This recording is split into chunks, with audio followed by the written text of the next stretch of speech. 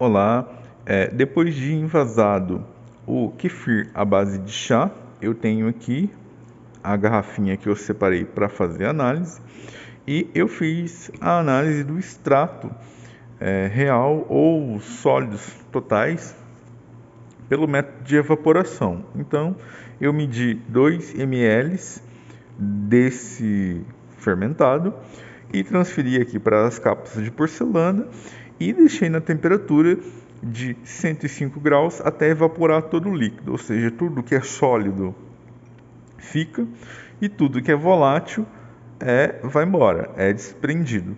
Então aqui dá para ver que eu tenho os açúcares, provavelmente, e os pigmentos de cor adicionados junto com o suco de uva. E eu medi a massa antes e meço a massa depois, e pela diferença das massas eu sei o quanto que tinha de sólido da minha amostra nos 2 ml. Fazendo a conta, eu tenho aqui no meu caderno, aqui é uma amostra só, mas eu faço 3 vezes para poder verificar a questão do erro e do desvio da medida. E eu encontrei um resultado de extrato de 4,60% ou 4,6% de sólidos que teria.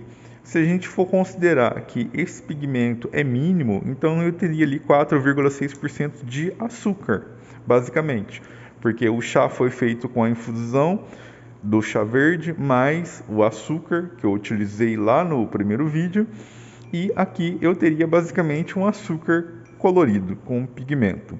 E é muito interessante porque esse resultado ele vai de encontro com o valor de Brix lido.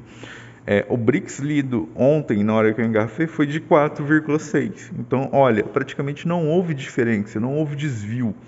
Como a amostra provavelmente não fermentou muito, o kefir não consumiu muito, não consumiu muito açúcar e produziu álcool, o desvio da leitura ficou realmente idêntico.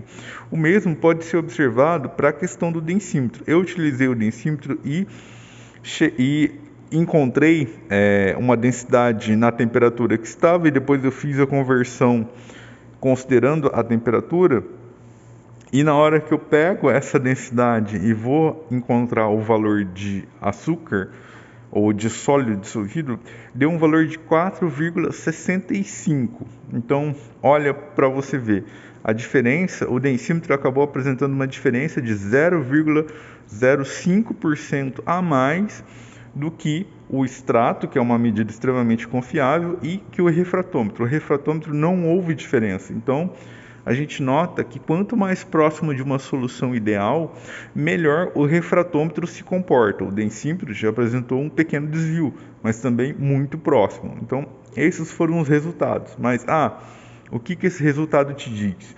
Esse resultado me diz o quanto de açúcar ou quanto de sólidos eu tinha no momento que eu engarrafei. Então, na hora que eu engarrafei o líquido, ele vai ficar... a garrafa vai ficar paradinha e aqui dentro a fermentação vai continuar, porque, como eu mostrei no vídeo, tinha atividade de micro-organismos. Os micro-organismos que estavam no líquido, eles vão continuar em atividade aqui dentro e vai fazer o quê? Vai carbonatar a minha bebida. E aí, essa carbonatação depende da quantidade de açúcar. Se eu tenho muito açúcar, eles vão carbonatar muito e eu corro risco de explosão, ou mesmo de, na hora que abrir, fazer bagunça. Se tem pouco açúcar aqui, os micro-organismos vão consumir esse pouco açúcar, vai gerar pouco gás e a minha bebida não vai ficar carbonatada, ou seja, na hora que eu abrir pode até ter pressão, mas não vai ter desprendimento de gás. Então, saber o quanto de açúcar que eu estou envasando é importante para isso, para eu ter um controle da carbonatação, da quantidade de gás que será formado. Lógico, tempo, temperatura também são fatores que influenciam, mas a priori o mais importante e relevante, ou o que dá para a gente controlar melhor, é a quantidade de açúcar. Então, essa análise foi feita. Agora eu vou deixar as outras garrafinhas formarem gás, e depois que formar o gás, eu vou abrir, mostrar, vou degustar e vou realizar a análise de novo. E aí, na próxima análise que eu vou fazer, já com a bebida carbonatada, eu vou fazer o teor alcoólico, porque aí passa a ter sentido o teor alcoólico, já que a fermentação teoricamente foi completada. Então, seria o teor alcoólico da bebida final. Porque se eu faço o teor alcoólico agora, depois vai carbonatar, durante a carbonatação ocorre a produção de álcool. Então eu posso ter ali um aumento talvez até de 0,5% de álcool. E isso é importante saber na bebida final. Então depois eu farei o extrato novamente para ver se mudou a quantidade de açúcar pela carbonatação, o quanto foi consumido de açúcar na carbonatação, e também o teor alcoólico eu farei depois. Então, esse era o vídeo que eu queria mostrar dessa análise pós-invase.